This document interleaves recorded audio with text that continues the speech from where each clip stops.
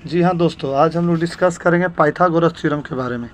ये आपकी स्क्रीन के ऊपर जो साइंटिस्ट का फ़ोटो दिख रहा है, ये है पाइथागोरस। इन्होंने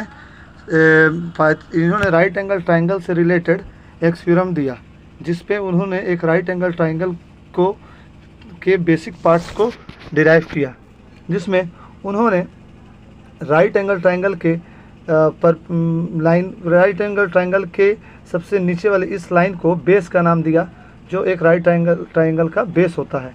उसके बाद उन्होंने आगे चल करके उस बेस के ऊपर जो लाइन डायरेक्टली परपेंडिकुलर पड़ेगा, इसको परपेंडिकुलर लाइन बताया। क्या बताया? तो परपेंडिकुलर लाइन का नाम दिया। ये जो लाइन है, ये क्या है? परपेंडिकुलर लाइन है।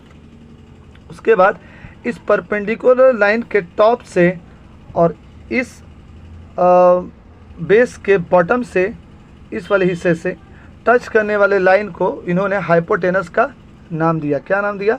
हाइपोटेनस का नाम दिया। और ये सब मिला करके क्या बना? एक राइट एंगल ट्रायंगल मिला। राइट एंगल ट्रायंगल का जो टर्म्स है वो क्या क्या है? वो राइट एंगल ट्रायंगल का टर्म्स कुछ इस तरह से है कि ये यहाँ पर जो ये सिंबल लगा रहेगा, यही होगा राइट एंगल इस ट्रायंगल का। और ये टोटली ये कितने का होगा? ये 90 डिग्री का होगा। ये टोटली 90 डिग्री का होगा। उसके बाद ये एंगल और ये एंगल, अगर ये 90 डिग्री का है, ये जो बी एंगल बी जो है वो 90 डिग्री का है, तो ए और सी ये दोनों एंगल जो होगा वो 45 का होगा, या फिर कम बेसी होगा, लेकिन ये दोनों एंगल जो है 45 डिग्री का होगा। और जो पाइथागोरस थे, उन्होंने इस बेसिस पे, यानी कि राइट एंगल ट्रायंगल के नेचर पे और बेसिस पे एक थ्योरम दिया, और उन्होंने स्टेटमेंट के साथ ये डिराइव किया कि अगर हम हाइपोटेनस की स्क्वायर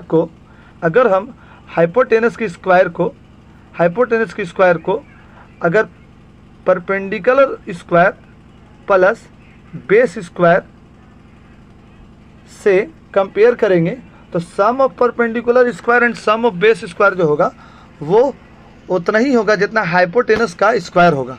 जो हाइपोटेनस की स्क्वायर का नंबर आएगा वही सम ऑफ परपेंडिकुलर का स्क्वायर और सम ऑफ बेस का स्क्वायर आएगा।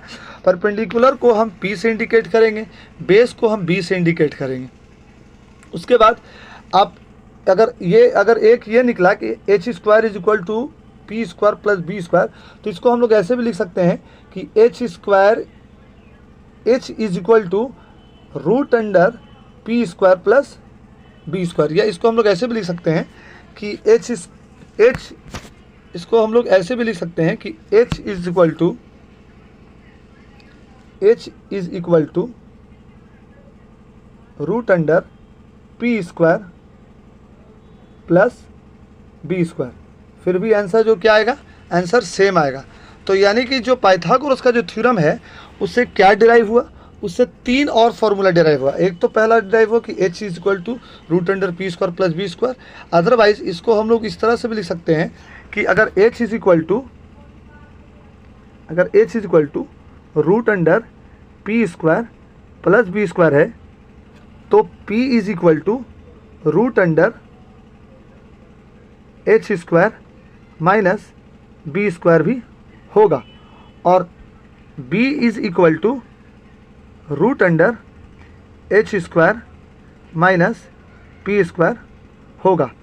कहने का मतलब ये है कि आप इसको पाइथागोरस थ्योरम से आप 3 फार्मूला को ऑब्टेन कर सकते हैं, 3 फार्मूले को आप ऑब्टेन कर सकते हैं। पहला तो वो बेसिक फार्मूला जो पाइथागोरस ने दिया, H square is equal to root under P square plus B square, या फिर H is equal to root under P square plus B square, या फिर H square is equal to P square plus B square बिना root के।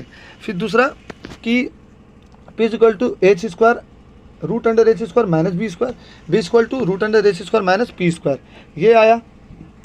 तो इस theorem पे हम लोग क्या कर सकते हैं कि एक राइट एंगल ट्रायंगल के अगर कोई 2 साइड दिया रहेगा, तो थर्ड साइड को हम लोग फाइंड कर सकते हैं, निकाल सकते हैं। अब इसका कुछ एग्जांपल देख लीजिए।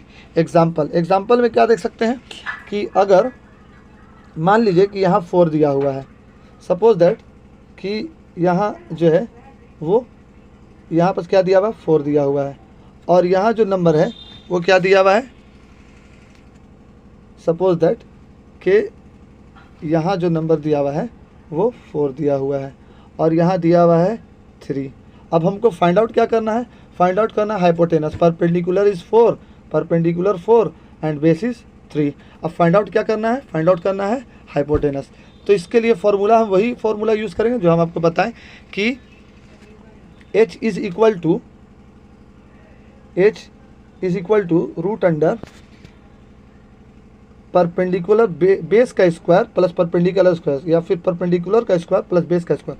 तो P फॉर परपेंडिकुलर, परपेंडिकुलर का वैल्यू क्या है, परपेंडिकुलर का वैल्यू है 4, तो यहाँ लिख देंगे 4 का स्क्वायर प्लस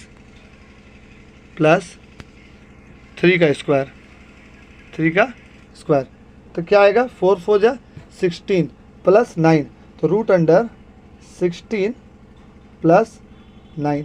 अब 16 प्लस 9 का क्या आएगा, 16 प्लस 9 का आएगा कितना, तो 16 प्लस 9 हो जाएगा रूट अंडर 25, और 25 का क्या आएगा, ओनली 5।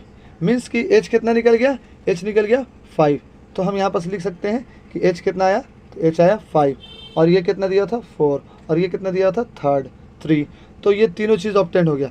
अगर सपोज दैट कि ये हाइपोटेनस दिया रहेगा 5 और बेस दिया रहेगा 3 और ये परपेंडिकुलर नहीं दिया रहेगा, तो हम क्या करेंगे, रूट अंडर 5 का स्क्वायर माइनस 5 का square minus root under root under 5 का स्क्वायर माइनस क्या करेंगे, 4 का स्क्वायर करेंगे, तो मेरा निकल जाएगा बेस या परपेंडिकुलर। इसी तरह से आप तीनों चीज़ ऑब्टेन कर सकते हैं। Thank you for watching my video, और कोशिश कीजिएगा कि इसको शेयर कर सकें, सब्सक्राइब कर सकें, और हो सके तो प्लीज़ लाइक कर दीजिएगा। Okay, thank you for watching my video, thank you, visit again.